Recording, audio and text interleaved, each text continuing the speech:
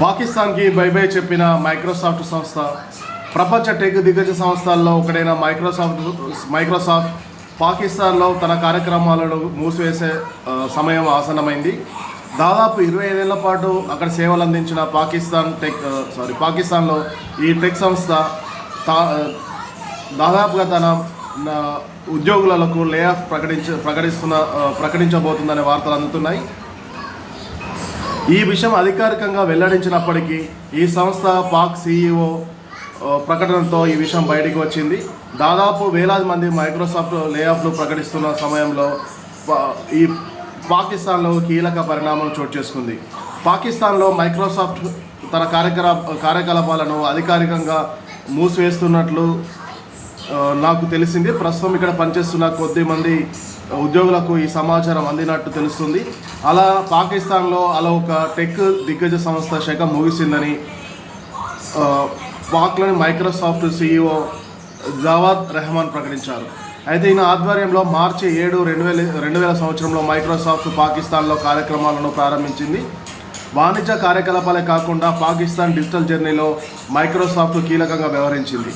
గ్రామీణ ప్రాంతాల్లోని పాఠశాలల్లో కంప్యూటర్ ల్యాబ్లను ఏర్పాటు చేసింది. విద్యా సంస్థలతో కలిసి పనిచేయడంతో పాటు చిన్న వ్యాపారులకు సాంకేతిక తోడ్పాటు అందించింది. ఇలా పాకిస్తాన్ యువతకు సాంకేతిక పరిజ్ఞానాన్ని అందిపుచ్చింది. కాకపోతే పాకిస్తాన్లో మైక్రోసాఫ్ట్ తన కార్యక్రమాలను మూసివేయడం గల కారణాలు ఇంకా వెలువడలేదు.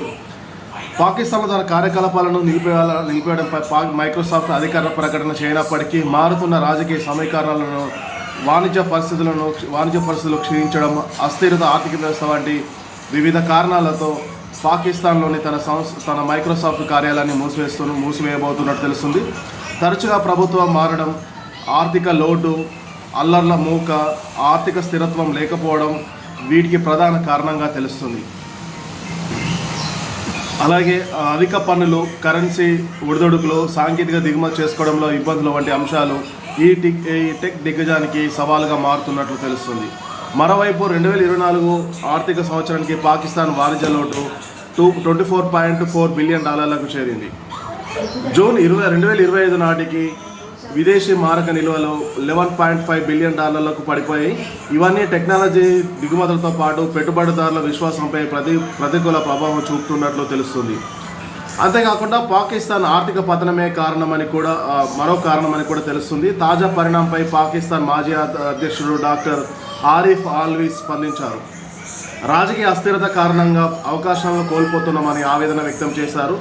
పాక్లోని తన కార్యకలాపాలను మూసివేయాలని మైక్రోసాఫ్ట్ తీసుకున్న నిర్ణయం పాకిస్తాన్ ఆర్థిక వ్యవస్థకు భవిష్యత్తు ఇబ్బందికరంగా మారుతుందనేసి పాకిస్తాన్ మాజీ ప్రధాని వెల్లడించారు.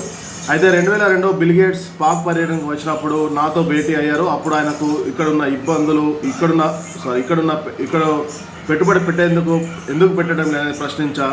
అందుకు ఆయన బదిలిస్తూ నాటి ప్రధాని ఇమ్రాన్ ఖాన్, సత్య నాదెళ్లతో మాట్లాడించారు. అనంతరం భారీ పెట్టుబడులకు ప్రణాళిక రచించాం. కానీ కొంతకాలానికే ప్రభుత్వం మారడం, తదనంతర పరిణామాల నేపథ్యంలో మైక్రోసాఫ్ట్ వియత్నాం వైపు వెళ్ళిపోయింది. పాక్ ఇప్పుడు సుడిగుండంలో చిక్కుకుపోయింది. నిరుద్యోగం, నిపుణులను విదేశాలకు తరలించడం, కొనుగోలు శక్తి తగ్గడం వంటి ఆర్థిక పునరుద్ధరణ అంతుచిక్కని సమస్యగా మారిపోయిందని వెల్లడించారు.